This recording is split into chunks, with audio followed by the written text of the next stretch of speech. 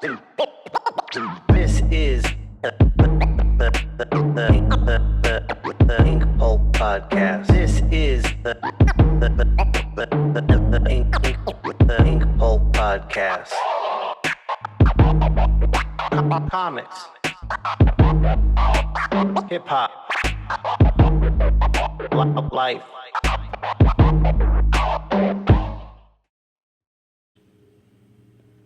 Welcome to the Inkpulp Podcast. You like this shot? It's kind of cool. Let's zoom out. Yeah. Alright, now you're used to this. Just felt like being a little intimate with y'all today. There I am with that y'all again. What is going on? I'm not a Southern boy. I live in the South. I love Atlanta though. Okay, today we've got a really cool episode.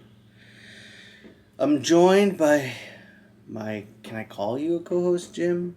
You're kind of my co-host. Kind of like, I don't even like the word co-host, because when you're on it, we're just like, we're doing it together. I guess that's co-host, not sidekick, right? I mean, we jam, we bounce, we vibe. And I do find that having Jim on the show is really nice. Really nice. We vibe that frequency and we bounce off each other. It's good. Today's guest with Jim is Rob Schrab. Rob is an old friend of Jim's, and I know Rob from his indie self-published comic, Scud the Disposable Assassin. That's right. You remember that. Do you remember that? I do. And I enjoyed it. It was an intelligent, funny take on a comic book. So we talk about that. So apparently, Rob and Jim are very close. So Rob was listening to an episode we did and reached out to Jim, said he'd like to be on one, and Jim asked me. Of course I'm down. What I do know at this point is Rob created Scud, wrote and drew Scud, and is currently a writer on Rick and Morty. That's what I knew. Never met him, didn't know much about him. Come to find out, him and Dan Harmon go way back, coming from the same town, and moved out to LA kind of together, and kind of built their careers with each other. So Rob's been involved in a lot of the Dan Harmon projects. He was producer and director on Community. We talk about that. That's a big thing. He created the movie Monster House, which I had no idea, the animated film that Warner Brothers did. I had no idea about that. That was DreamWorks, right? That was DreamWorks. That was a Zemeckis directed movie. So I didn't know about that. And he directed the Lego 2 movie. And we talk about that. And he's also currently directing episode of the new Tales from the Crypt. No, Creepshow. Creepshow. TV series. So I'm discovering this as we're talking, and my mind's kind of like going all over the place. It's super cool. I'm guilty of this way of thinking, of not realizing the successes I've had, the notoriety of the work I've had. I mean, I look around at my close friends and see they have so many more followers and are, in my eyes, so successful. And then I discredit and discount my own stuff. And so I like to get a guest like Rob. I feel like, wow, that's unreal. But then I look and I'm like, wait a minute. I get a lot of amazing guests. And I'm not just some kid in his basement doing this show who nobody knows. Nobody's ever heard of. So it's important to stop and look at where you've come. I mean, I was so focused on where I was going, just on the future, on where I wanted to get, and it seemed so far away. I didn't oh shit, look back and see, oh man, there's where I can't even see where I launched from. That's way off in the distance. So that's important. Take time to think about where you have succeeded and your accomplishments, and not discredit and not discount yourself. Don't discredit and don't discount your work. Move forward, think positive, vibe high. Great shit happens. This podcast is just one of the examples of something I created that is attracting someone like Rob Schrab, or Charlie Tuna, or The Far Side, or Jim, or whatever guests I have on here. So, I'm just saying, be good to yourself. And I guess I want to talk a little bit briefly, bear with me. We're going to get to the show. Bear with me a little bit. We're going to... it's really crazy to me. And one of the reasons I did start this podcast was to sort of strengthen the community of creatives. And in comics, it's just so divided. But then I look around like we're all divided. And this idea of community is eroding. And that's, I feel like as civilization, as human beings, it's community that holds us together. Having that group. We talked about those little bubbles everyone grows in. But there's an important thing in the community.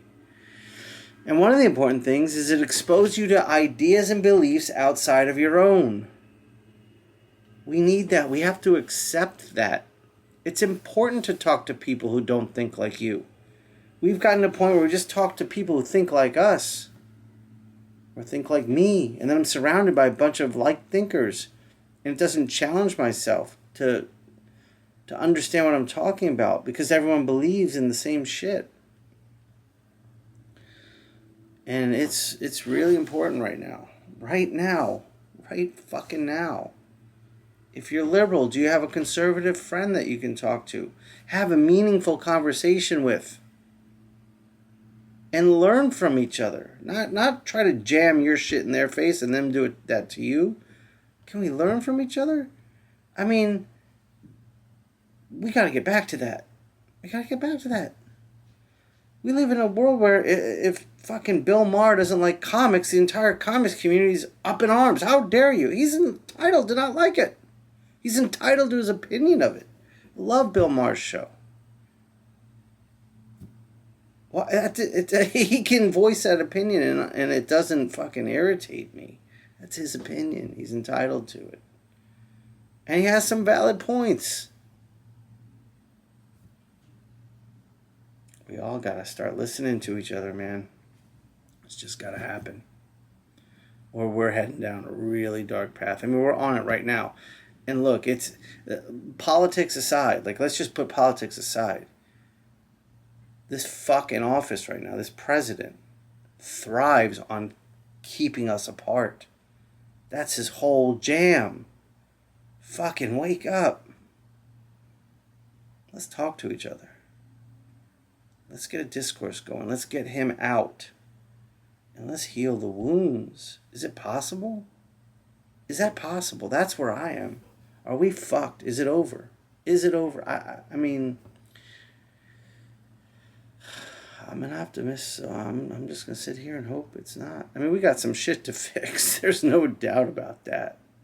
There's a lot of shit that needs fixing. But we can't fix it like we're doing. We just can't. I mean, unless we just separate into two different countries, and then we're going to go to war with each other. It's like some shit is brewing. We got to fix some shit, but we got to do it together. Right? Am I crazy? I don't know. Let's just be good to each other. Be kind to each other. I mean, everything is divisive. Wear a mask. Don't wear a mask. I mean, fuck. Shit's crazy. Shit's crazy. Everyone watching each other, judging everyone's every movement. Did you see what they did? Man, we gotta heal ourselves. We gotta heal each other. We just gotta fix some shit. Enough about that. I think I'm bringing the vibe down a little bit. Let's get it back up. Vibe again. This is the Inkpulp Podcast. And today's episode is really, really good. I enjoyed it. I was on a high. This was at night. I recorded this at night because Rob is on West Coast time and he's got meetings all day. Zoom meetings for Rick and Morty. So he wanted to do it, but he could only do it at night. And then, so West Coast, he gets off at like 5. It's like 8 o'clock here. I'm usually in bed by 10, but man, I'll make shit happen. And I did, and we had a great time. A few things to note. You know what? That's not the way to do it. Begging and pleading. I am thankful for all of you. I'm very thankful for that. Anyone who engages with anything I produce, whether it be the podcast, my artwork, social media, that shit is fucking amazing to me. And I love when you leave comments. I really do respond to every comment. And if I miss one, that is a total accident. I really, really work to message everyone back and connect. You take the time to comment on mine. You take the time to enjoy my work. I want to know you. I want to connect. So, yeah. So, if you're just hearing this podcast, if you're someone from the Far Side TV network, or you're someone who's just catching this on a whim, I would like you to make sure you're following me across all social media at Inkpulp. Okay? Maybe we can get that up on screen, Alan. At Inkpulp. I have a Facebook page, a Twitter account, an Instagram account, and I shudder to say TikTok. I'm trying on there. It's another platform. It's a popular platform. I want to reach people on there too, and I'm trying. I'm doing, but I'm trying. So please follow me across all those platforms. Again, I gotta stop. See, that's that thing where like I'm asking you. It's like I just want to vibe up here and attract it. So come on over. I got a lot of cool things coming. And I want to make sure everyone's getting the message. I'm about to launch Inkpulp Instruction. Oh yeah. Yeah, the first video. This thing's going to be big. It's going to be a big part of Inkpulp in the coming years. I've got 5 or 6 planned to record this year. I'm aiming for, another 5 or 6 next year. Maybe, my goal is like 10, but I got to see how realistic that is. But I want you all who are interested in the craft of comic book making to have an affordable means to learn it from the masters of it. So I got me. I'm recording with Tommy Lee Edwards in a month. I'm recording with Jim Mahfood. I'm recording with Eric Canetti. I'm recording most likely with Jeff DeCal soon. And it's just going to grow from there. That's like the initial wave. And probably Jonathan Glapion. The first focus of the series will be on inking for a while, maybe a year or two. Because that's my shit. Inking, man. It's something right now that's almost completely unique to comic books. It's an art form and a craft unto itself. And traditional inking, it was a mandatory or a necessary part of the production flow. And it's just not anymore, which is good because I feel like if you weed out the necessity of it, then people stop doing it. out of necessity, and then the people that are left doing it's because they have a passion for it, and they're pushing the boundaries. And I do think we're in a creative renaissance of inking, of what people are doing, from like Matteo Scalera and all of his wet wash work, and me on the other end doing all my dry brush shit. Eric, what he's doing, Mahfood, what he's doing, what everyone's doing, it's so fucking awesome. I want to capture that. And it's going to be not just an educational or informational video. It's edutainment, like KRS-One said. So, I mean, my goal is to incorporate elements of the podcast in it where I'll interview them. I want to capture their life, their studio. I'm traveling to these places to record with them. It's going to be like one part interview, one part get to know the artist, one part learn. I mean, there's like an element of Fuck That's Delicious, an element of Wong's World, an element of the Chef Show, an element of Ugly Delicious, an element of the Inkpulp Podcast. It's going to be dope, and I think it's going to be great. And it's a very ambitious vision I have, but that's how I do. And on top of that, I'm opening my commission list soon, very soon. There'll be a whole network of campaigns that I'll be launching across social media. I'm only opening 5 slots. 5 of them bitches. And these are take home. I've realized that commissions at cons are one thing, but what I'm doing at home is about learning and pushing myself as an artist and creating the absolute best thing I am capable of. And when I'm in my studio and I have the time to do so, it's a much better result. So prices will be according. And I'm going to offer 3 types of commissions that you can get. Full painted, limited palette, black and white, all 11 by 14. And most likely it's going to be ink, a black and white drawing, 400, limited palette, 600, full painting, 800, 11 by 14. That's it. That's what I'm going to do. So if that's something that interests you, pay attention, because I'm going to be launching that across all my platforms. Other shit too, man. Other shit. I mean, all of this is leading me towards creator-owned, independent comic book making. So I'm starting to work on my own shit there too.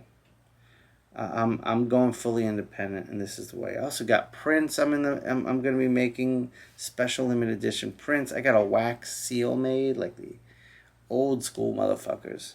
Pop that wax seal on a 50 print run with my logo. Shit's gonna be dope. I got merch planning. I got so much shit coming.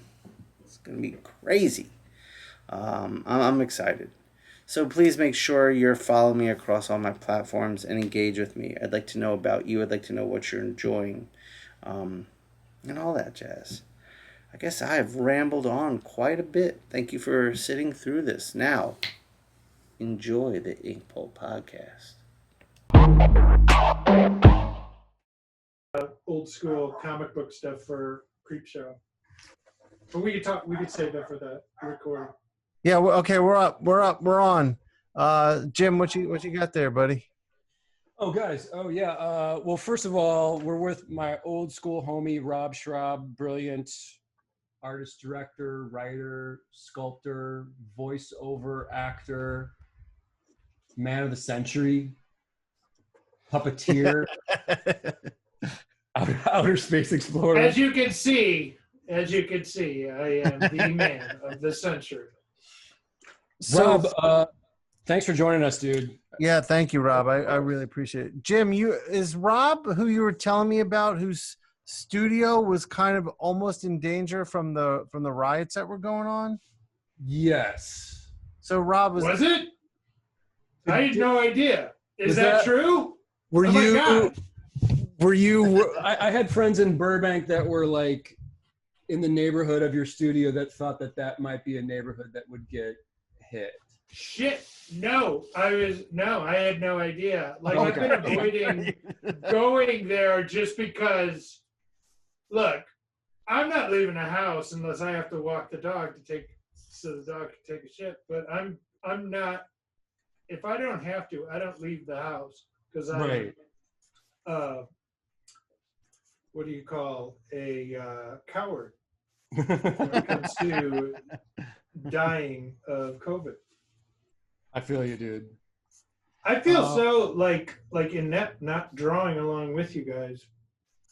But You I can, don't really I don't have a camera or something.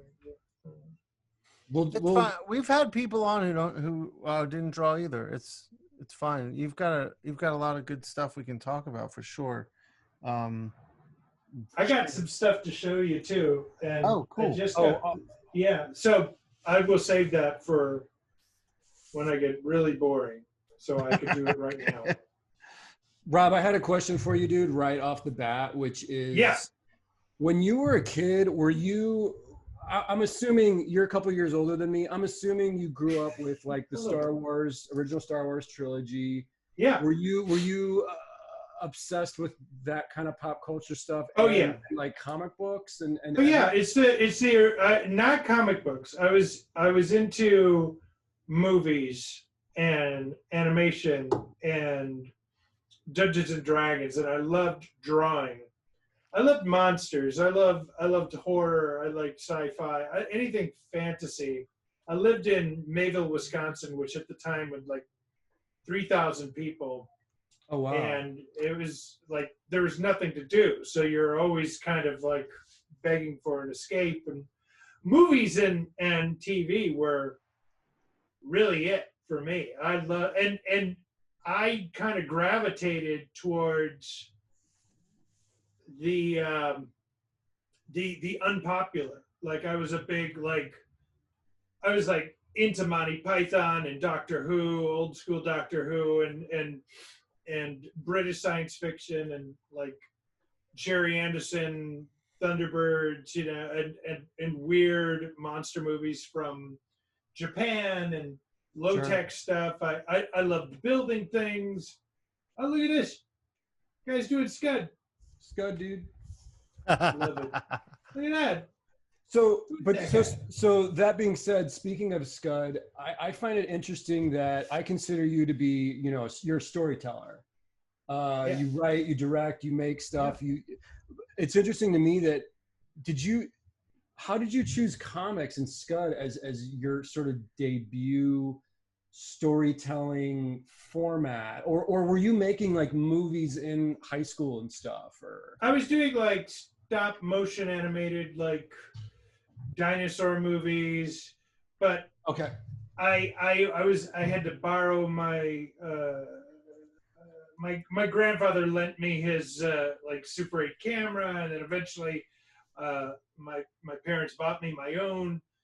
But film was frustrating to me because I just didn't have like as a kid I didn't understand like lighting and whatever, so, and also focus and stuff, so you would spend all this time on something and then take it to the grocery store to get developed, and then like 3 weeks later you would get the film back and you would go, oh, I didn't have it set at the right f-stop or whatever, and it was like just such a, it was unwatchable, and so that was very frustrating to me. So I loved all of like the making of Star Wars, the making of Empire Strikes Back, and I saw that storyboards were a lot like comic books. So I was like, I'm going to draw comic books as a way of making the films that I just didn't have the technical resources or knowledge to do.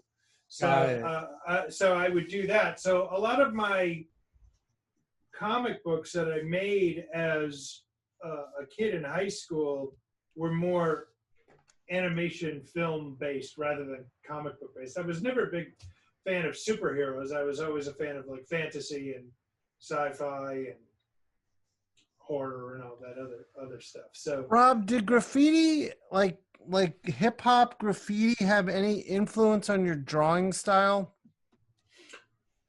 Later on, like when I moved from Mayville to Milwaukee, and I loved that underground look. I also love like that kind of like the club kid, like poppy, pop art. I also love kind of just like taking commercials and products and turning them into art, like Andy Warhol kind of stuff. So that like advertising and graphics and typefaces and stuff like that really fascinated me a lot. So I tried to incorporate as much of that as I could in Scud. Okay.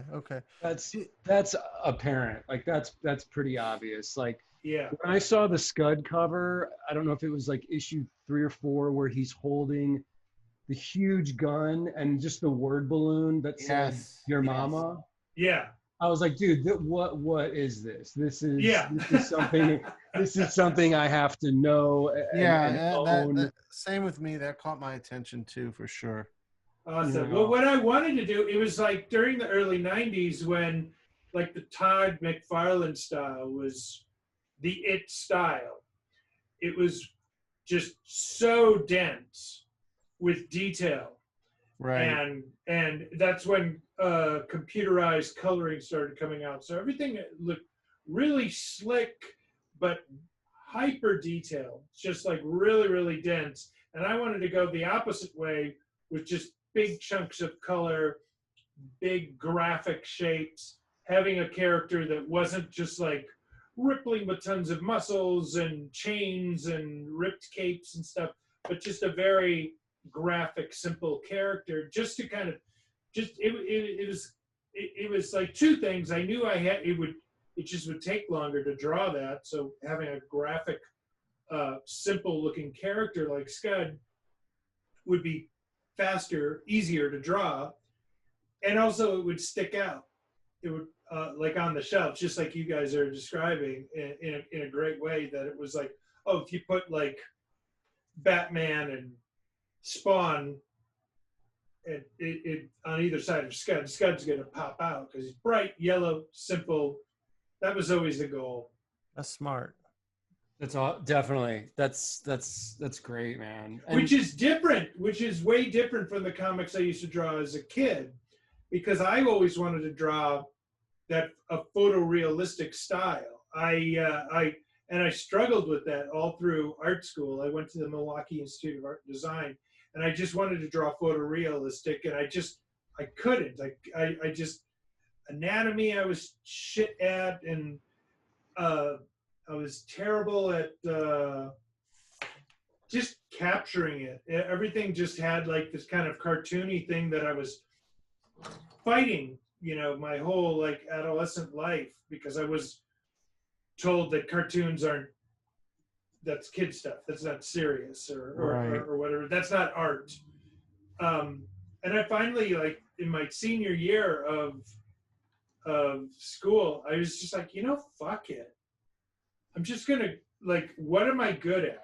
I'm gonna just follow what I'm good at, or not even what I'm good at. What am I not? What are my weaknesses? Right. I can't do all this. I'm gonna just turn all of my weaknesses up to 11, and that will be my style. And so I just kind of leaned into it, and I think, especially as Scud went along issue by issue, I embraced that more and more and more, and it really kind of became its own style. So Yeah. like you saw your cartooniness as a weakness, so you ramped it up. Yeah. Oh wow. And that's what my advice to anybody who's doing any kind of art, whether it's or anything really, music, writing, drawing. What are you bad at? What are you embarrassed about? Whatever you're embarrassed about, whatever you look at as a weakness, the reason you think that is because it doesn't look like anything else you've seen. You're judging it based off of everybody else's art. It's like, oh, I can't draw photorealistic. I can only draw animation, or this anime style, or this animation graphic style. you're doing something original. So pay attention to what you're ashamed of or what you're told is not right, because that's you doing you. And instead of running away from it, run towards it, embrace it, see what happens. That's brilliant. That's awesome advice. Yeah, that's really good advice. Because it really is, it's a struggle when you're like going, oh, I want to draw like this guy. I want to draw like this person. I want to draw like her. I want to paint like this. You know, it's you, instead of struggling to be something you're not, embrace what you already are, because that's when it's easy. Oh yeah. And I would suggest that if you're a writer too, because I learned how to write by opening up my laptop and saying, I'm going to write the worst script ever. I'm going to just write a terrible piece of shit. And I would write it, and it would be not great, but it wouldn't be that bad either. And it would be obvious where the mistakes are. So and is so that you go back and you fix it. It's just like drawing, you know, you lay down like you're drawing, and then it's like fixing it and tweaking it and adding stuff and taking stuff away until you're done. So is that like a way to like take pressure off of yourself? Yes. And the thing is, when you're first starting out, that's when it's the easiest, I would say. So if you're like, I'm not ready yet, or whatever, I'm not good enough yet. Like, do it when you're not good, because the second somebody goes, wow, you're a good artist or writer, there's pressure. Because not only are you competing with everybody else, you're competing with the last drawing or the last script you wrote, and it could be it could be pretty taxing. It can be pretty depressing sometimes. Oh yeah, it's interesting too, man. Because I mean, even though you said like, oh, I just sat down, opened the laptop to write the worst thing I knew I was gonna write. It's like, but there is still a certain amount of fearlessness and courage you have to take to even just do that, you know, to make the step and go, you know, this is not my comfort zone, but like, fuck it, I'm just gonna go for it anyway, and we'll see what happens. And it's kind of like with comics or with art, that idea of well, yeah, you have to get like your first, you know, 500 terrible pages out of your system, or and then you can go on to do some probably pretty cool shit. But it takes that first leap of getting the bad shit out of your system, really, you know. And I don't know if this is like with you guys, but people like go, oh, you just were born to draw well, you know, you were born to do what you do well. And I was like, I don't think anybody's really born to do anything well. I think people are maybe born with the want to draw, you know, like I agree with that entirely.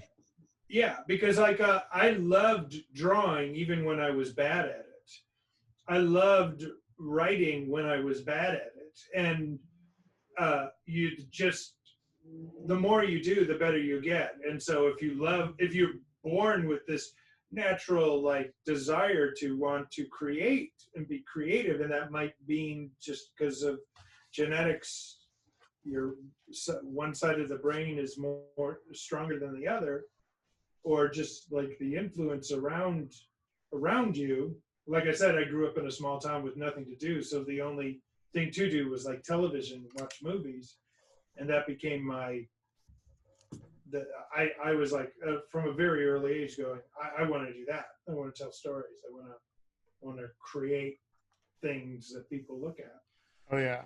So when you say, and Jim referred to you as a storyteller, so you didn't, like, growing up and throughout your career, it hasn't been, I want to draw stories. It's, I want to tell stories in any capacity. Is that correct? Yeah. I mean, like whether I like images. I'm a visual person, so I will tell a story by drawing it or building a puppet and creating a short or writing a script that is a very visual script, or directing an episode of television or a short film or something like that. But there's always got to be a visual component to it that I can. Otherwise, I just lose interest, or I can't just. I'm like, what am I doing here? Anybody could do this, Like, Right. I've done sitcom before, which is a great paycheck, and you work with a lot of amazing people, and it's fun and everything. But there's not a lot of visual stuff that I can do. So now that I'm working on Rick and Morty, I'm writing stuff, and because I have such a close relationship with Dan and Justin and the rest of the animation crew, I can go up and go, hey, it needs to look like this, and I'll draw a picture and I'll go like this, and I love telling stories. I love coming up with concepts. I love telling jokes. It's when people ask me, like, what do you prefer to do? Do you like drawing? Do you like directing? Do you like writing? I like doing it all. I get very anxious when my hands aren't all over everything. Like, I love to edit.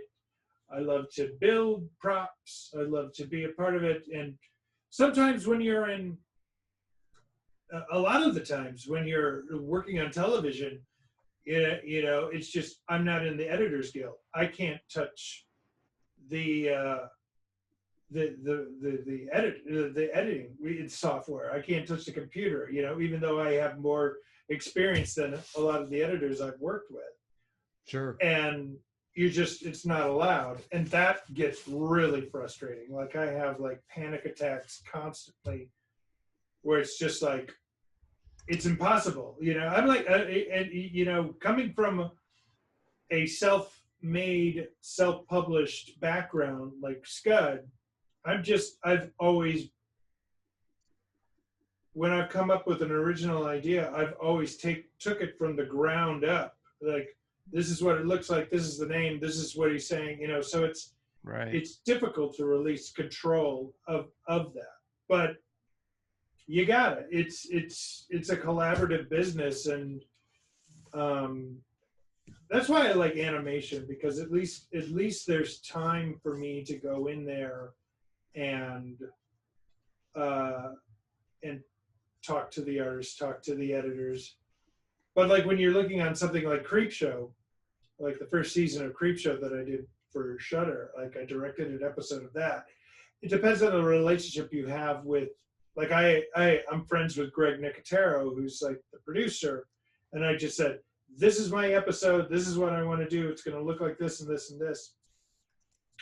And then he was very, very cool. But I still had to play ball with him. It's his show.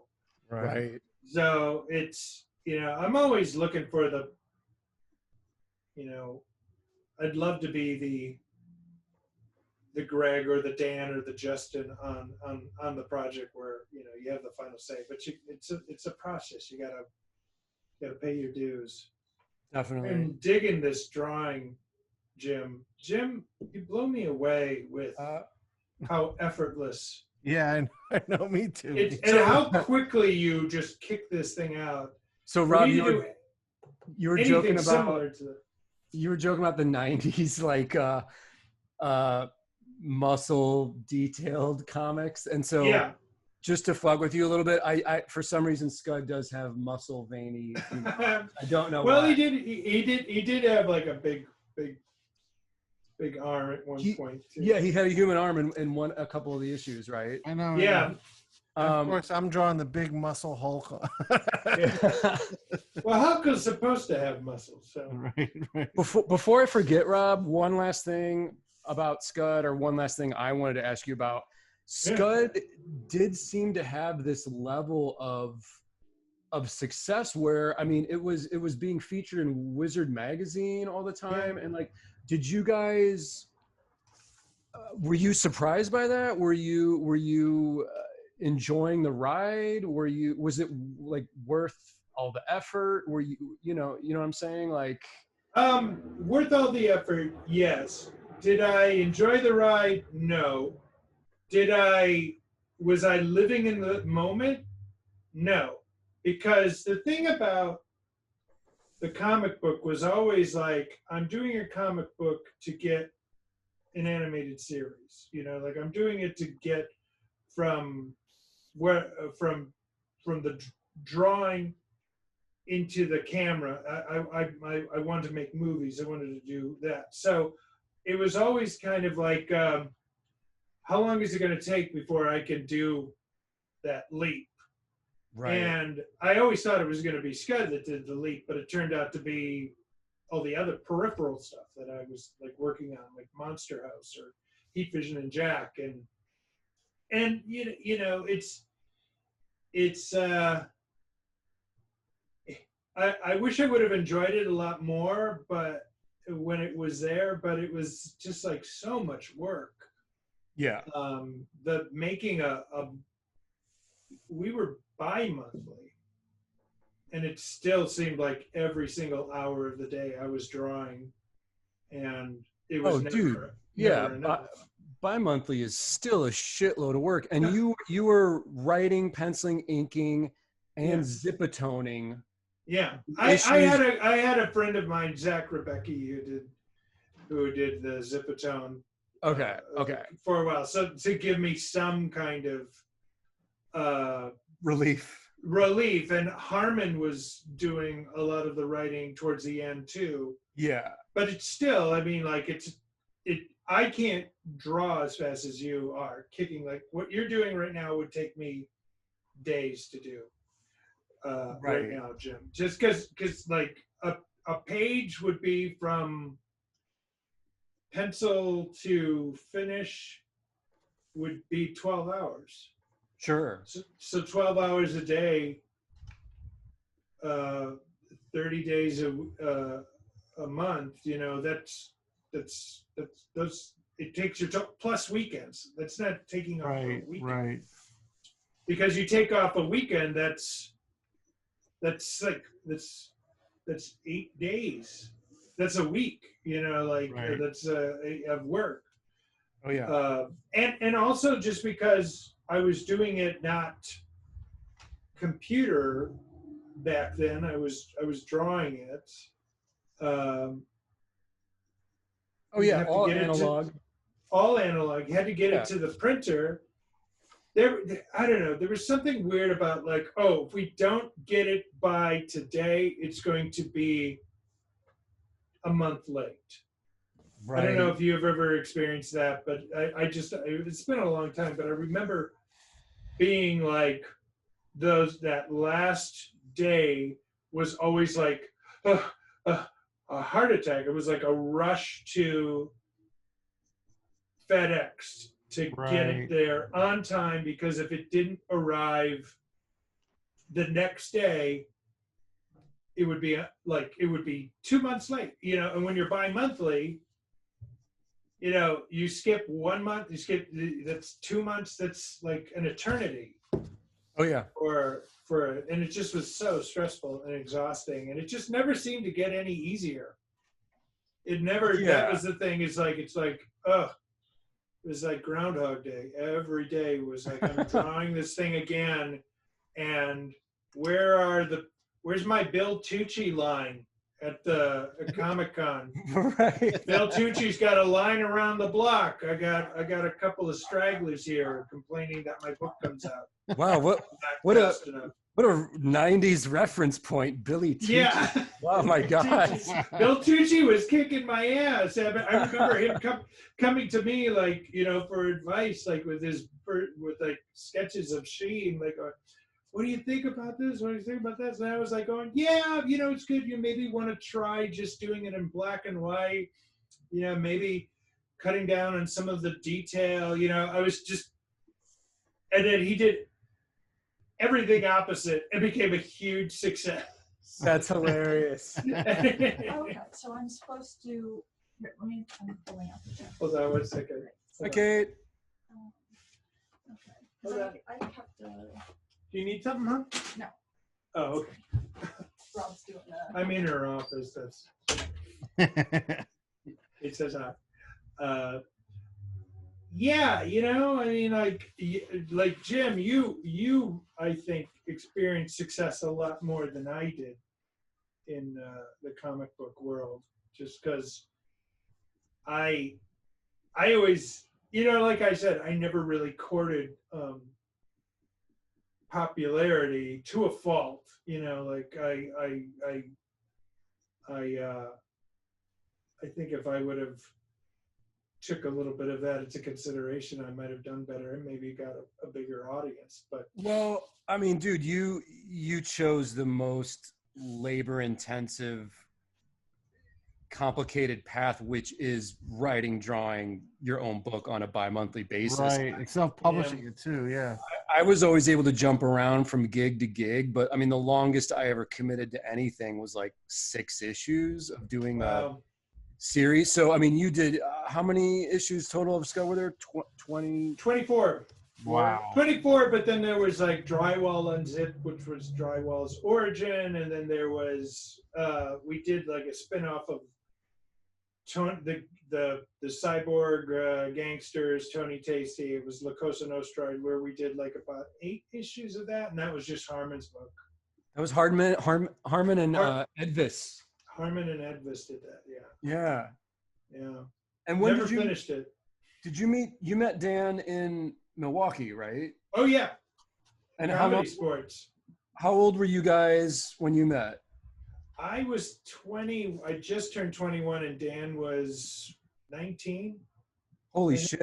Wow. Yeah. Okay.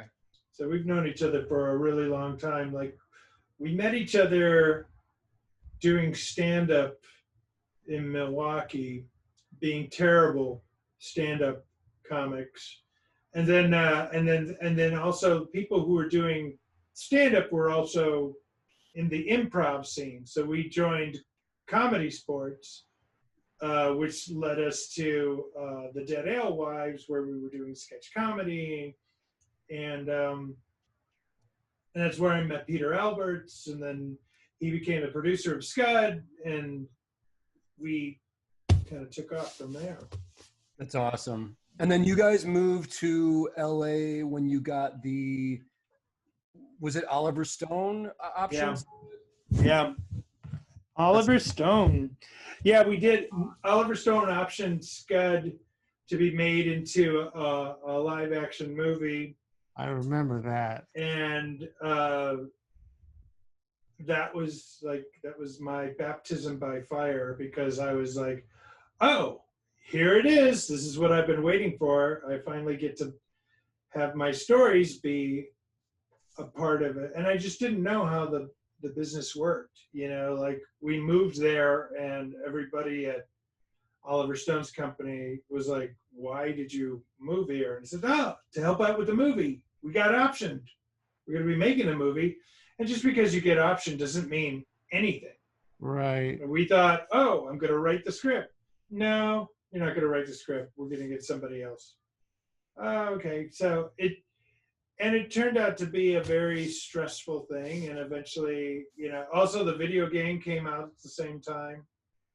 The first, right. That's right. First year that we moved out here. So we thought, oh, we are on our way. And I think like in probably less than 3 months, everything fell apart. Like, the game came out, tanked. We were told, you are not writing the movie, you know, and everything that they were doing was like awful, and it was just like it was a bad time. And that's when I said, I can't do Scud anymore. I'm just exhausted. I can't. Right. This is not good. But I stopped doing it because we pitched Zemeckis Monster House. And then we did that instead. And I was like going, the stress of Scud, trying to turn that into something, is driving me crazy. I'm just going to go with this thing that is giving me everything I want. So I went with that, and that had its own heartaches and stuff too. There's always like minimal heartaches. The thing is that you get a point where you're like, you get more confident that the thing that you're working on isn't the only thing you can do. Right. Yeah. I think when I had Scud, I was like, this is the only thing I can do. If this doesn't work, my life is over with. But then you pick something else, and that turns out to be a thing of various success, and you make a living off of that. You know, you pitch a TV idea, and that seems to work. Somebody allows you to direct something, that starts working. You kind of realize, oh, I don't have to put so much pressure on one thing. There's Right. so many other things that I can do. And I think that's like the benefit of just like experience and age, is that you can look back and go, hey, if this doesn't work out, I'll be fine. Yeah. You know, it's just, if the book's like 2 months late, it'll be fine. Nobody's going to remember it in a year, you know, that it was late or something.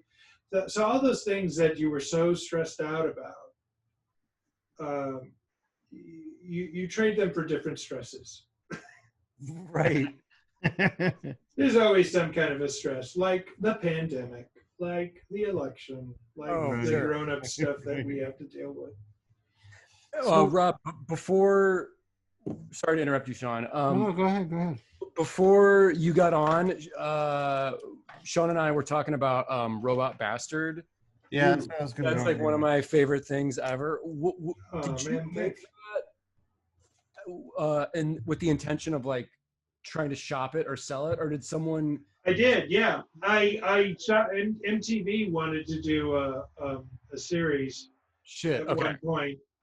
MTV wanted to do Robot Bastard, and then I wrote a pilot for that, which was, I don't know. I was very new to writing on my own without Dan, and I wrote that, and it was fine, but it just, they passed on it, and they should have. It was also like really strange. Like everybody was like, "Oh, we're picking this up because you made everything out of cardboard. It's going to be really cheap." And I was like, "Well, it was cheap because I did everything for free. Right. I built everything. I made everything. I got people to work for free. So yeah, technically it was cheap because I didn't spend a lot of money on it, but it was, I can't do that for 12 episodes. What are you talking about?" Right. So that was, MTV wanted to do that. And when that went through, when that fell apart, they wanted to do a Scud animated series. And that's actually the closest it ever gotten to being a real thing that I was like, okay, this could work. This could be great. I wrote a pilot that I really liked.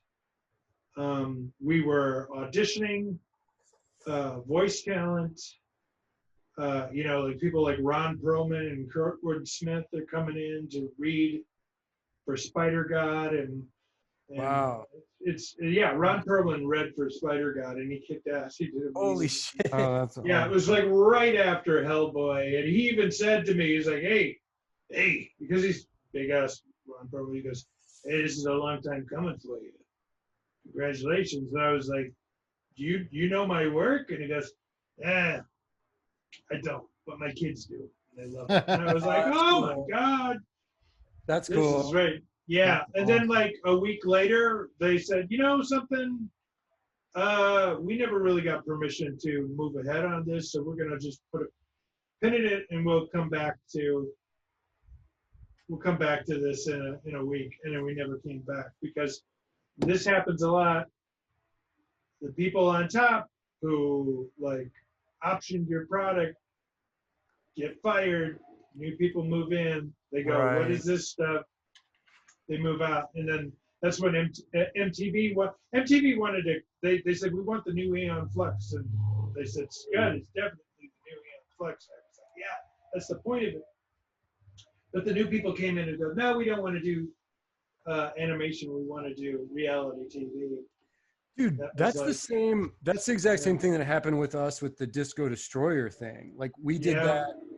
We did that for the relaunch. That is so awesome. I love Disco Destroyer. I showed it on my Found Crap show the other day. And Everybody thank you for showing it on Found Crap. Yeah, of course. But yeah, man, we did that as the part of like the relaunch of Liquid Television. And when the New York offices of Viacom saw what everyone was making, they were like, why are we paying for animation? We just want to make reality shows like 16 and Pregnant. None of this shit's going to be made. Like, you guys can make a first season, put it on iTunes for sale, and then that's it. And then that was it. Ugh. It sounds like the exact same thing that you... It's the exact same thing. It's so... Because you learn to get...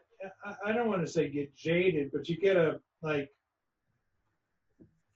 You go, there's a good chance this isn't going to make it all the way through. So I might as well enjoy myself now. Right.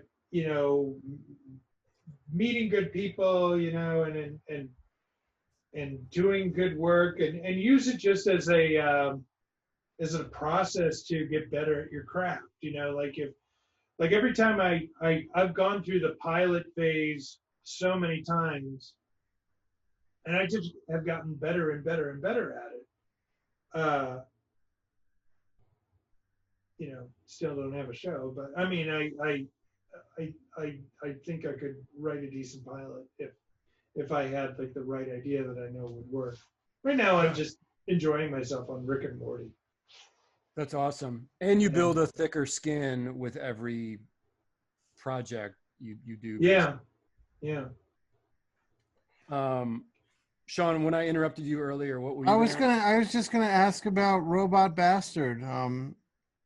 And so that was fully self-produced. You built, filmed Everything. I filmed it. I look back at it now and I go, I spent so much money on my first film.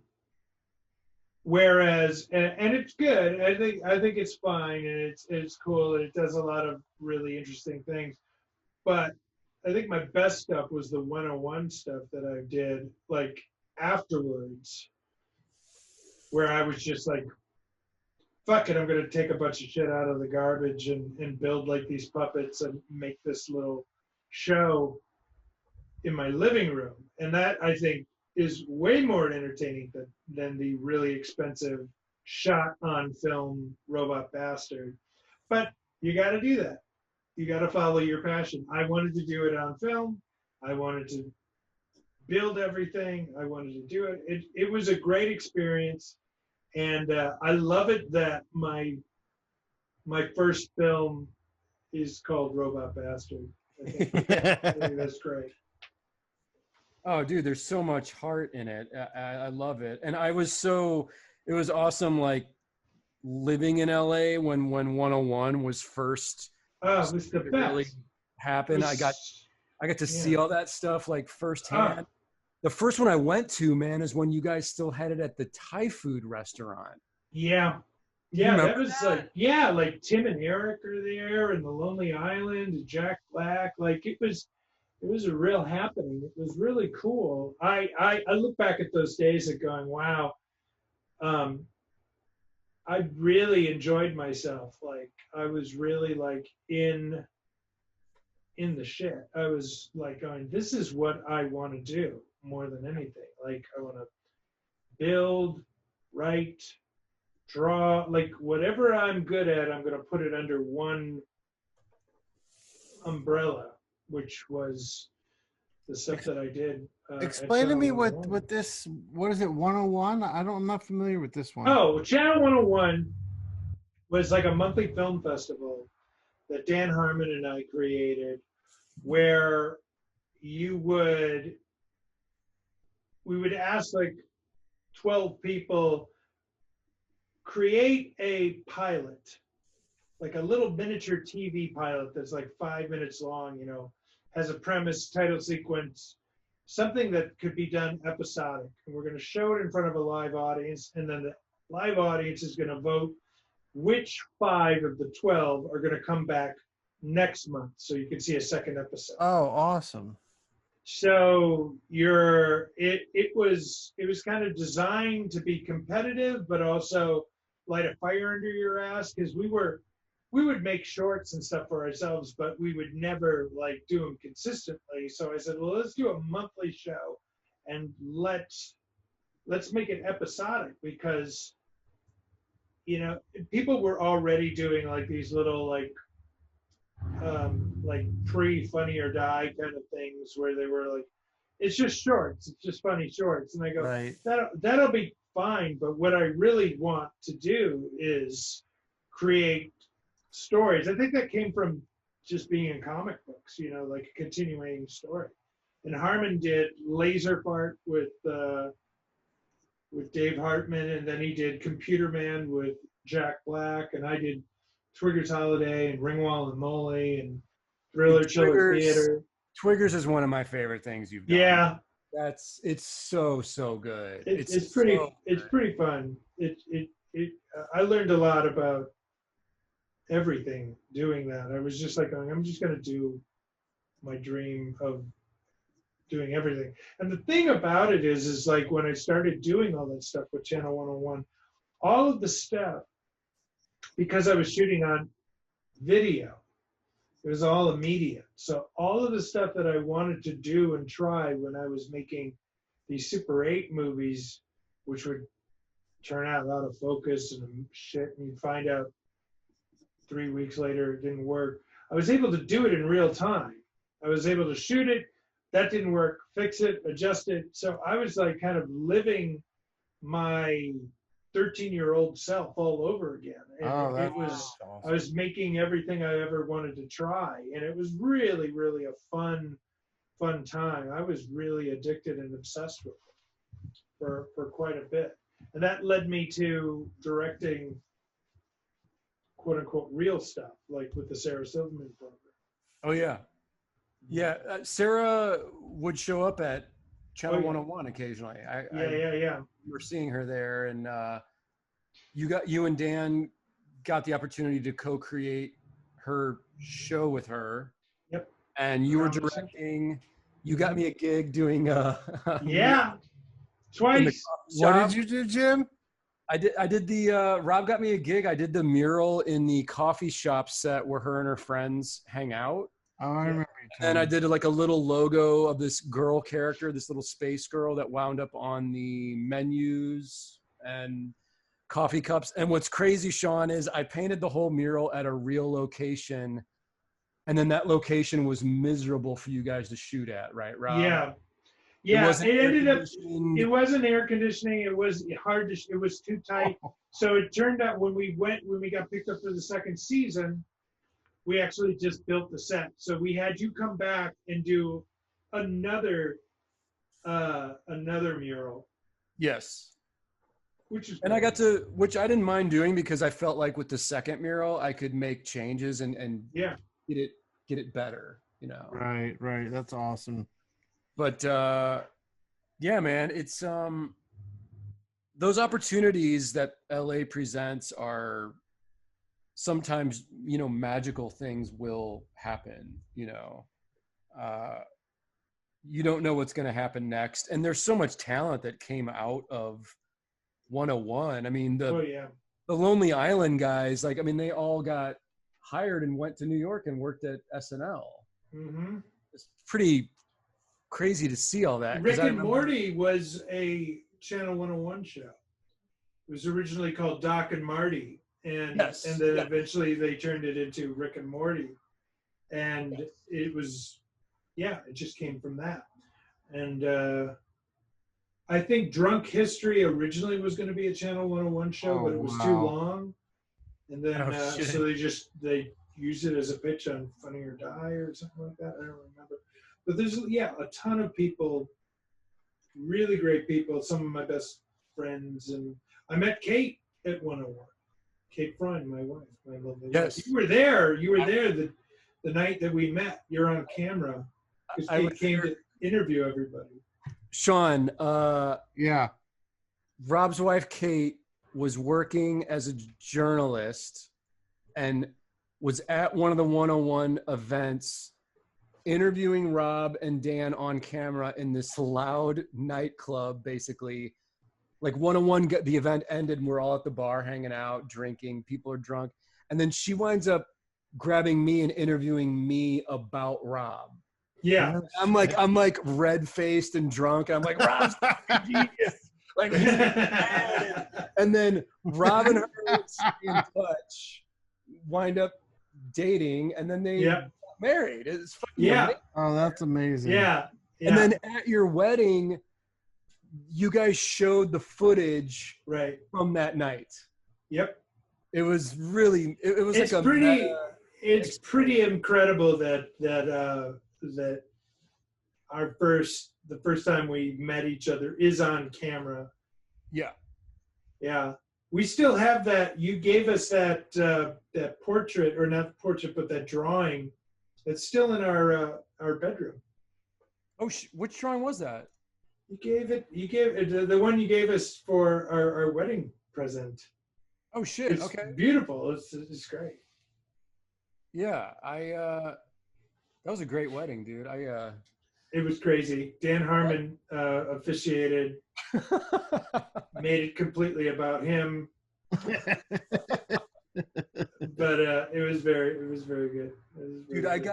I got so drunk and I wound up talking to the guy that plays Jason. Oh, Derek. Yeah. For like an hour at the wedding reception, and he played Kick Puncher in Community as well. Uh-huh.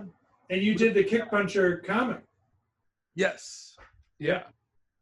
That was. He also played Swamp Thing recently. No shit. Yeah. Oh, okay. He's been every cool thing ever. That guy's awesome. Yeah, he's a terrific guy. Killer wedding, by the way, man. Yeah, it was really, really like, as it sounds like a cliche, but it really was like one of the happiest days of my life. Incredible. Yeah. And then, how did your involvement with Rick and Morty happen? I mean, obviously being connected with Dan, but well, I mean, they did 3 seasons, and I was off doing my own thing. I mean, I worked on Community I worked on Community 3 seasons. I did 1 episode in season 3. I did, I think, 3 or 4 in season 5, and then I did half of season 6 when I was producing it with Dan. And then I went off and did Lego 2. Wah, wah. And then when that didn't work out, I came back and I did Creepshow. I tried to do this feature thing with Bad Robot and a bunch of misfires, and then along the way, like, Dan and Justin gets picked up for 70 episodes, and they were like, yeah, it's crazy. And then they were like, going, hey, we really need your help doing this. And I was like, okay. And originally I was going to just like consult, come in every once in a while and just kind of go, what about this? What about this? Maybe direct an episode or 2 or whatever. But then it just turned into like, I was having so much fun in the writer's room that I just like stuck around, and it's great because, I've known Dan for so long, and we just have like this connection that, I know if I pitch something, if I'm like on Dan will like this, I'm usually right, and vice versa. right. So there's like a shorthand there that is very valuable, and it's a shorthand that takes decades really to go. I mean, like, Dan really gets my sensibility and knows what I'm good at, and so he'll like, I want you to do this episode, and then I'll do it. Whereas like if I'm going in and pitching something to a stranger, they'll be like, I'm not seeing it. Whereas like Dan goes, yeah, you don't have to go through such a painful audition process when you're working with somebody that you've known for so long. Oh yeah, Right. that's amazing. So, Rob, do you have time in your life to draw much these days? It's hard, like I try to draw here. I've been trying to use Procreate. Let's see if I can do this without too much of a reflection. I can show you what I'm working on.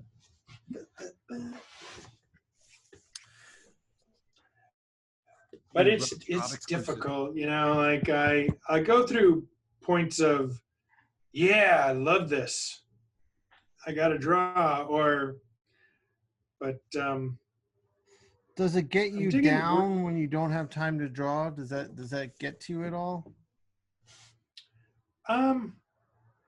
Yeah, I mean, it gets me down that I feel more guilty, like, why am I not drawing? I mean, I'm looking at you guys going like, it's stupid that I'm not drawing either. I mean, I think I just wish I could draw as fast as you guys do.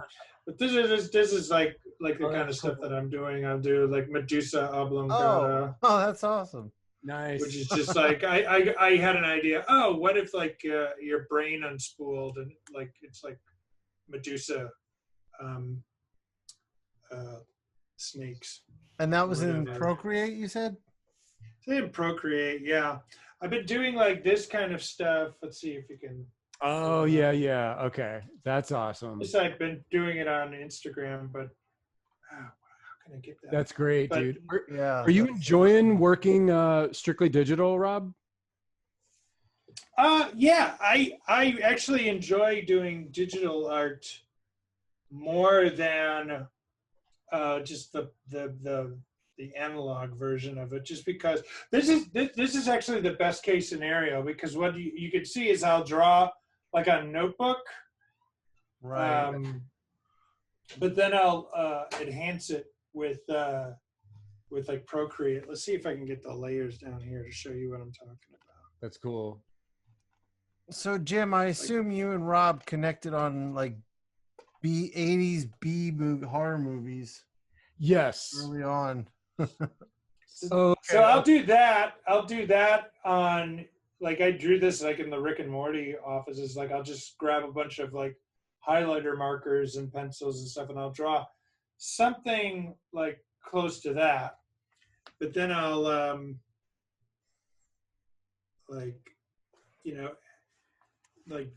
ink it in basically. Nice. Right. Okay. Yeah. With that, so that makes sense. And I actually enjoy it quite a bit. I love Photoshop a lot.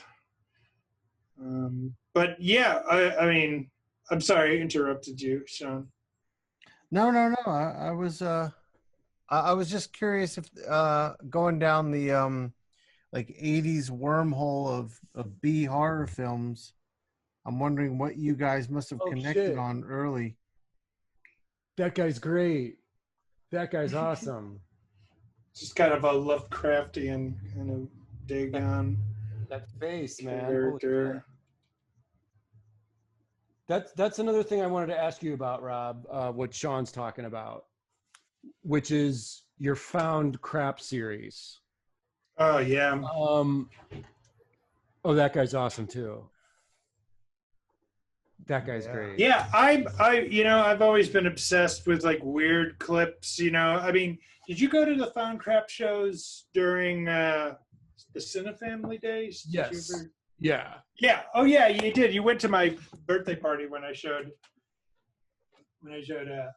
Street Wars for the first time. Oh my God, dude. Street Wars, the best. Gyrocopter or whatever, like attacks in Compton in the hood. Oh my gosh. That movie is so amazing. It really is. I tease it because I go, oh, this movie's so ridiculous, but it really is a tour de force. It is an epic. Yeah. Street Wars, if you ever get a chance. track down Street Wars and watch it. You will not be Sean, it'll disappointed. change your life, dude. Jim, Really I will. think I remember you talking about this one to me before, Jim. Yeah, I mean, Sounds so very familiar. I definitely want to plug Found Crap, man, because this is my new, it's like my new favorite hour of the whole week is 5 o'clock Pacific time, SchrabHomeVideo.com. You go to the website, Rob puts together, curates and edits this cornucopia of footage of old commercials, footage from terrible movies. Sometimes you show an actual feature, but you cut it up into like about an hour. Yeah, I'll take like a feature-length film and I'll cut it down to like 50 minutes, and then I'll do commercial breaks with like vintage commercials and just weird stuff. That's awesome. That's awesome. I mean, like, I kind of want to. I treat it as like, hey, you came over to my house. Let me show you a bunch of stuff that you're gonna go, what the fuck is this? Where did you get this from? What is this from? Something that's going to make you go, ask a ton of questions. And I don't know. At first I was just like showing like just stuff that I go, isn't this ridiculous? This is so bad, it's good. But lately I've just been having such a like a respect for anything, good or bad, that is made. You know, that it's just like somebody passionate made something behind it. I think that's right. That's really it. You know, like I show all those vampire movies shot on video from this guy. Dude. What's his name? Paul Knapp. They're nuts. I mean, They're nuts. They're nuts. And he's made so many of them. And at first I was like making fun of him because, you know, like the dialogue is, the acting's not that great, the lighting is crazy, the sound is all over the place. But he's made several features, tons of shorts. He just was like, I'm not going to let my lack of technical expertise, talent, or whatever, I'm just going to do it. And I've always been fascinated by that, by somebody who's like, you know, a little rough around the edges, but is not letting that stop them. I think that right there that is the great. history of independent comics in a lot of ways too. Yeah. But dude, Found Crap though, it's beyond just a clip show. I mean, to me, it's like an art project, the way that you've curated it, edited it. And I mean, I grew up in St. Louis, you know, watching like the King Kong movies on Saturday afternoon. And you have all the like bumpers and commercials. I love that shit. You know, it captures exactly that feeling of watching TV during that era. And I mean, it's part nostalgia, but I'm also watching it from a technical point of view of being like, there's a lot of effort you put into this, man. This is like Way too much. Yeah. There's a lot going on. It's exhausting. You know, I've done like 8 of them, and I'm like going, oh man, I don't know if I can keep this up as a week, just because, like we did like a Paul Knapp like festival, just because I was like, I have to work on the show. I have to work on Rick and Morty. Yeah. So I'm wondering if they are. And we've been getting like a really good group of people watching. And I also like, you go into the chat room and you can watch it along with me, and people can go, what's that movie from? And I'll send a link or the IMDb page, or just, you know, use the name, check it out. And it's kind of like a fun little community. I've always wanted to kind of create a place that you could go to see this kind of stuff, you know, like Yes. it's like hidden. It's not for everybody. I kind of love it that it's like, I don't really advertise it as much as, you know, I could, but I like the idea of like it being just for a few weirdos like Yeah. myself. I love it, dude. And when you guys did the full-blown marathon like 2 weeks ago, Yeah, I was in studio just drawing all day, hanging out with that's it so on. cool. Thanks, man. I had a blast with it, man. Like it Yeah. was, but you know, it is kind of like you said, it's an acquired taste where I've tried to show like bad stuff to friends of mine, and they're like, I don't get it. Like, Yeah. it's like, why are you watching stuff that's bad? But part of me is like what you were saying, where I admire the fact that it even exists. Yeah. Like yeah. some person, some human being somewhere went to the time to like write this, shoot it, make it, edit it. Like this is fucking crazy that it even exists. Well, it's like Ed Wood, you know. Ed Wood is like Right, one of my right. favorite movies, and I love the idea of somebody who's like going, who's just like going, I'm making this with my friends. This is my dream. This is what I want to do, and is not letting it's not letting anything get in their way, even talent or a clue or whatever. They're just like going, I want to do this and doing it. I mean, like, think of all of the voices in your head that are saying, don't do that. That's a waste of time. No one's going to like that. Right. Wouldn't it be great to just turn that off and just So do great. things? Yeah, for sure. Just be born without that awareness that what you're doing is not an A like level film or whatever, you know. It's, I don't know. I think I've always been a fan of the underdog, a fan of the cult, a fan of the unpopular, you know. And it's hard because you get in this business where you're in the same room with really successful people that you're going, you know, why don't I have that? Or why don't I just play ball and just do that? And I tried to do that with directing the Lego sequel, and it just was not for me. It just was not for me. Can you Yeah, talk at about all. that a little, or is that A little bit, you know. I mean, it's not as sore as it used to be. I mean, like I just don't want to ever like have anything that I say be taken out of context and have people that I care about be offended, you know.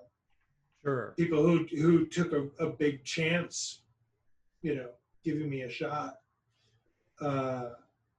You know, I would never want them to be offended. It just, you know, I gave it my best shot, and I think I did.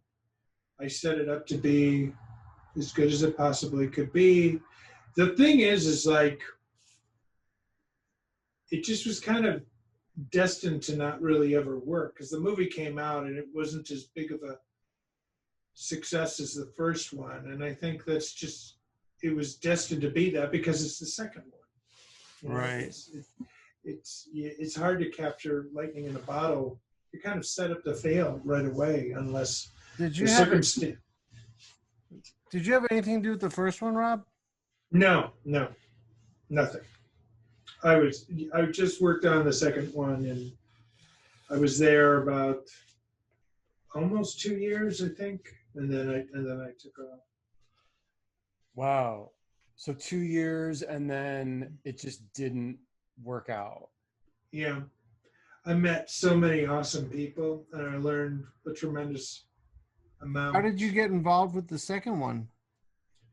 Well, Phil Lord and Chris Miller saw my episode of G.I. Jeff on Community. It was like a G.I. Joe episode that was all animated, and it was done in the style of 80s G.I. Joe, where Hasbro allowed us to use Cobra Commander, Destro, all of the designs. Like, I can't believe they let us do this. With you voicing Cobra Commander. I was Cobra Commander, yeah. Oh, that's so awesome. Dream come true. And we got to put like Joel McHale and Allison Brie and Danny Pudi, their characters, in interacting with the G.I. Joe characters. And I was like, if we're going to do this, we're going to it's going to look identical to what they did. Yeah. Like my goal is to have the creators of the original show go, when did we do this? And I think we got incredibly close. There's a bunch of shots in that that I go, you other than the fact that it's not 4x3, that I think you would not know that we did this. Oh, dude, it's spot on. Yeah. It looks like, I mean, I grew up on those 80s G.I. Joe cartoons. Yeah. It's fucking spot on. We did a really, really good job against like having everything in the world be against us. And they saw that and they loved it, and they said, would you be interested in directing? I was going to direct a couple episodes of Last Man on Earth. And then that fell through because they were going through some casting issues, and my episode kept getting delayed until I was like, I have to go back to Community. I got to start shooting next week. I can't wait around. So I had to go back. And then they had a pilot. Who was it? They actually made the series. It was like Zorn. What was it? It was a live action animation hybrid. I completely forgot. I was supposed to direct the pilot of that, but then I had to again pull out of that because I had my commitments with Community. And then like the third one was like, would you be interested in doing Lego 2? And I loved the first Lego, and you know, they didn't have a script, but I liked what they were talking about, what they wanted to do. Right. And I love the idea of doing something different and having like, because it has like the stop motion animation look to it, so that kind of reminded me of where I started from, you know, making Super 8 movies with clay and Legos, and I thought that would be really fun. But it was all of a sudden they wanted to make it a musical, and I was not.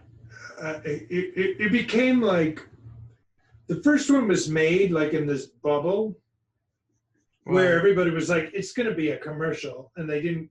So they gave Phil and Chris like kind of full reign, and they weren't all over it. But then it came out, became a big hit, and then not only was a hit, they wanted to turn it into like this cinematic universe. And so it's just like the pressure for that movie to be good, there was just too many hands Right. Yeah. in it, and me being technically a first time director feature wise, it was just a lot. And I never did a musical before. I'm not a fan of musicals, so it was a really an uphill battle.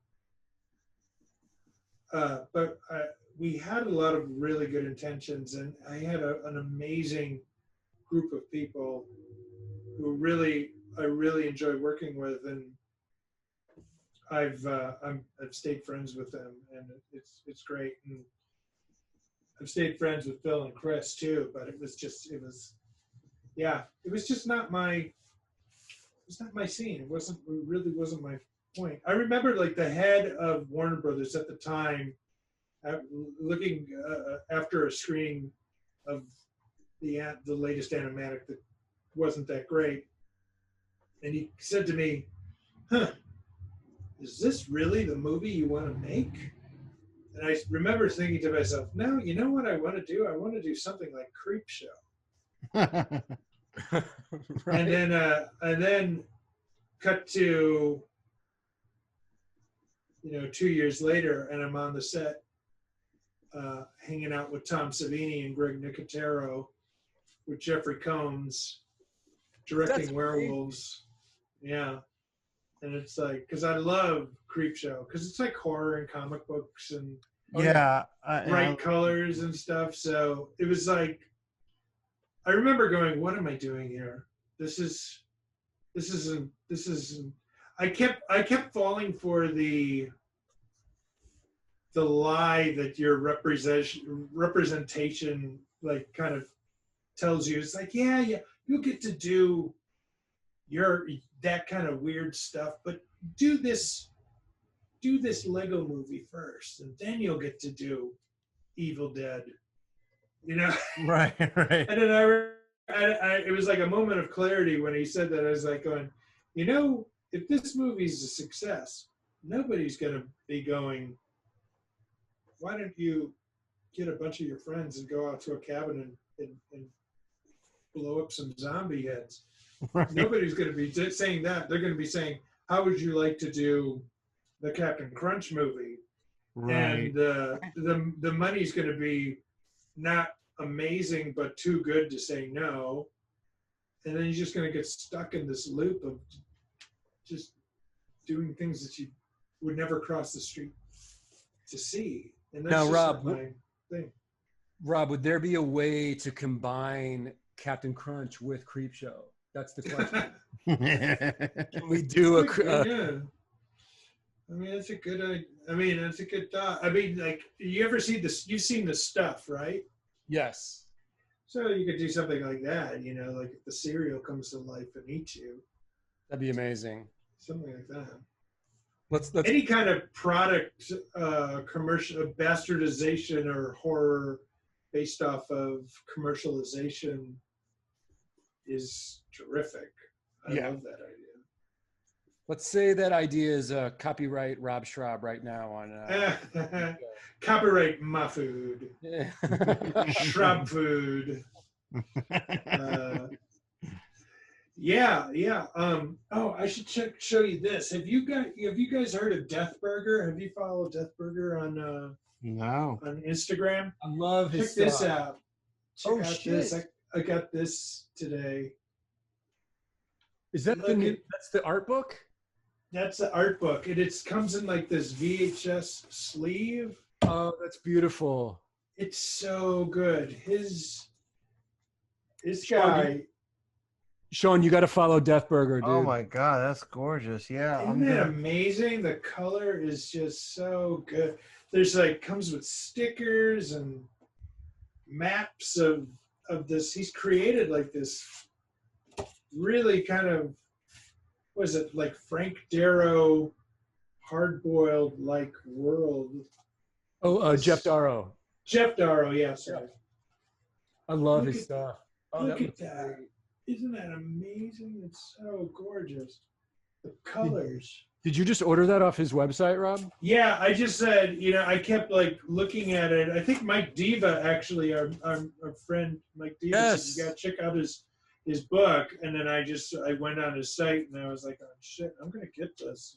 I need to order that. That looks awesome. Yeah, that you really looks should. really awesome. Check it out. It's totally worth it. I actually thought, I'll order it now and I'll probably see it in 5 months due to COVID and all this other stuff. But it came actually very quickly. That's awesome. Hey, Rob, I have a guy that every time I see his stuff, it reminds me someone I need to turn you on to. This guy, Matt Allison, Ooh, what does is a book, that? Cancor. And Oh yeah, his stuff's great. Ooh, love it. I love anything really minimal. Look at That's that, great. That's crazy. No Dude, dialogue. look at this drawing. This is all So micro. good. This is all pen and ink.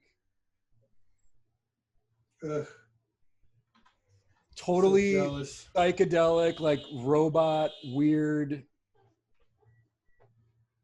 creatures. So cool. Yeah. Matt Allison, definitely worth checking out. Dude, look at that shit. I know. Wow. See, I love freaky, quiet shit like that. Yeah. Just minimal, freaky, quiet. No explanation. Just his arm is weird. That's all you need to know. Right. Right. His arm's fucked up. So, Rob, can you say how long you're committed to Rick and Morty, or I'm committed as long as they'll have me, to be honest.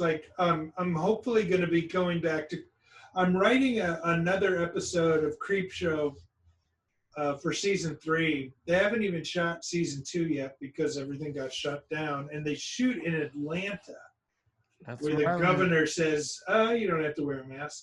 Yeah, I know. I live in the madness of it all. Are you in Atlanta? Yeah, people are insane here. Insane. Is everything shut down or nothing shut down? Nothing's shut down. People are going about life as if it's normal. No masks. Like, I mean, it's not everyone. There are people with masks on, but everything's open. There's everything's normal pretty much.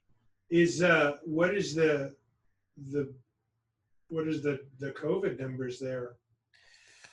Well, they're going up right now. I know we're at a just over 10% case rate daily right now increase. You know, I live in a suburb north of Atlanta, and the county I'm in, the COVID cases are fairly low, but I don't know how long it's going to stay like that. But the thing is, the city of Atlanta has a really good mayor, and she's awesome, and she's going against the governor, and there's a legal battle between the two of them right now in terms of what she has the power to do and what he has the power to do. So, But he doesn't have the power to tell her you have to stop saying wear a mask. well, that's what he's fighting her on. Oh, really?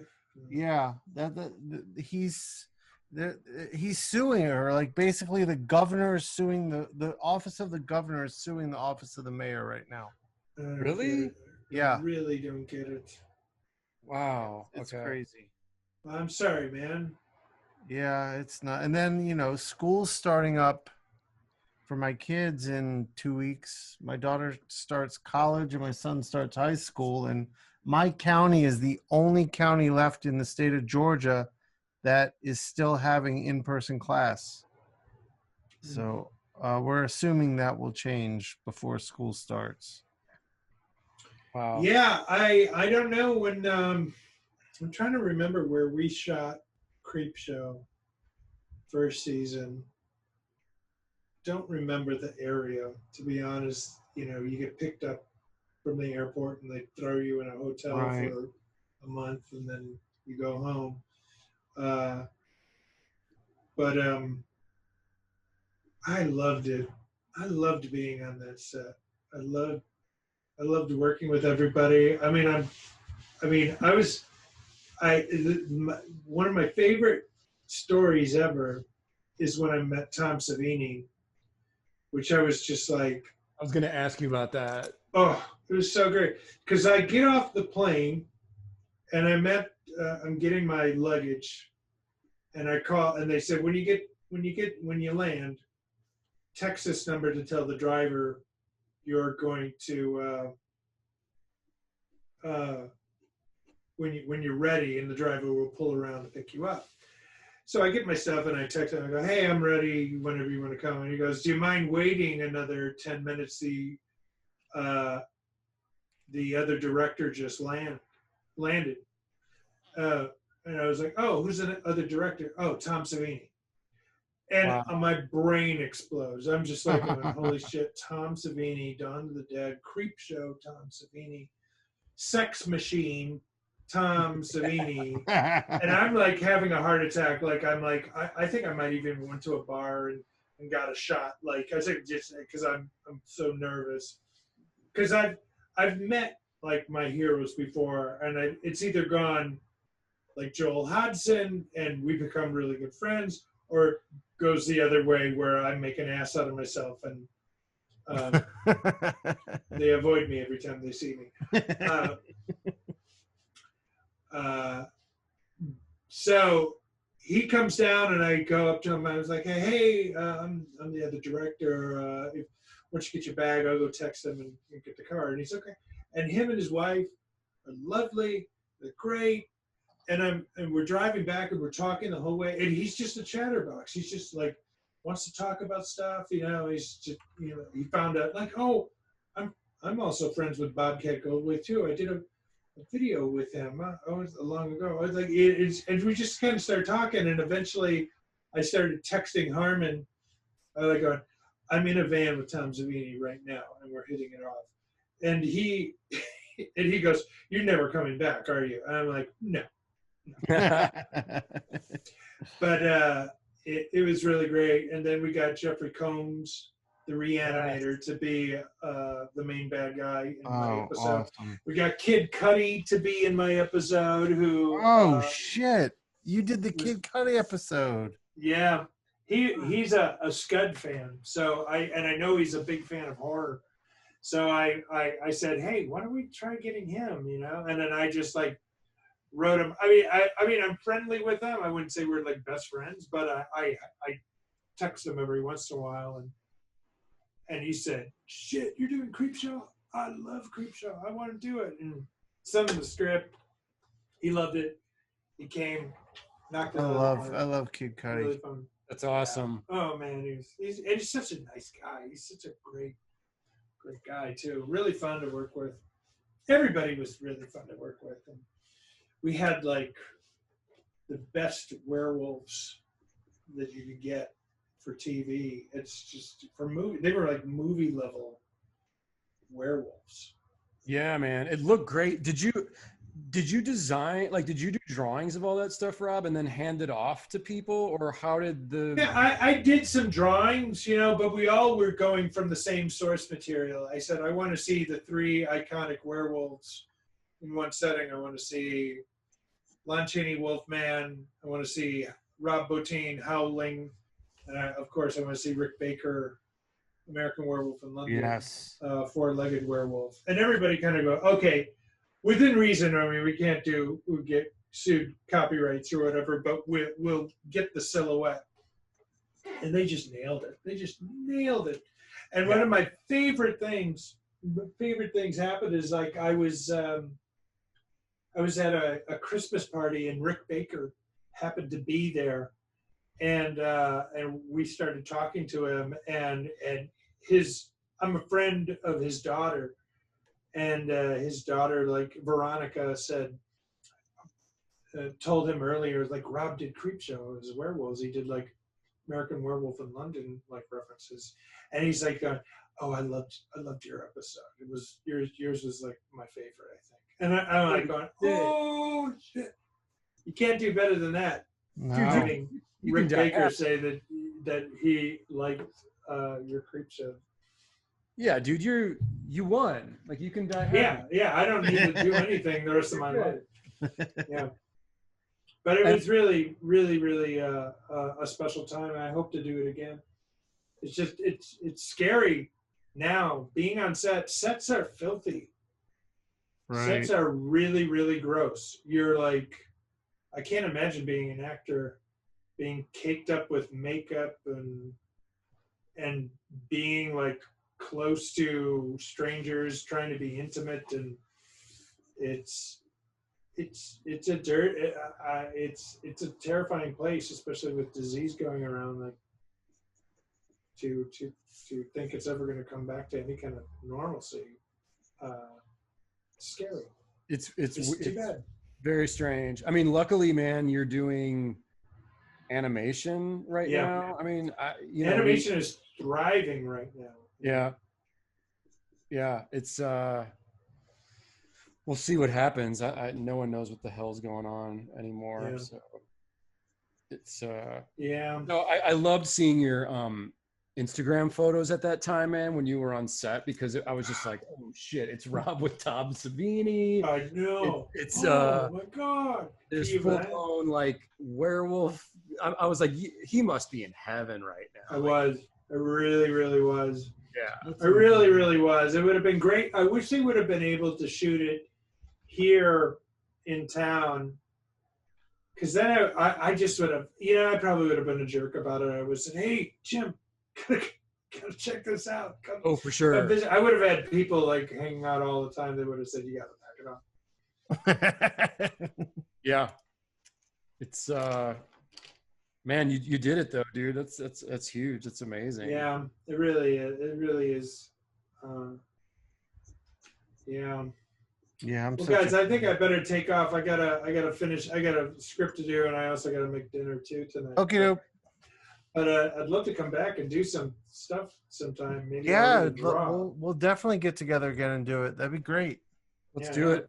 Rob, Do you is do there, this anything, is there anything you want to plug before you take off? Well, found crap at Schrab Home Video every Sunday at 5 p.m. Pacific, 8 p.m. Eastern. Check it out. You'll see something dumb. All right, thanks, Rob. I can't recommend it enough. It's incredible, man. And Rob, thank you so much for your time, brother. We appreciate it. Yeah, thank Love you you so guys. much, Rob. Stay All right. safe. Stay safe in Atlanta, Sean. I will. I'm gonna try. All right, you too. All All right. Take care. Love you. Bye. See you This is the Inkpulp Podcast. This is the Inkpulp Podcast. Comics, hip hop, life.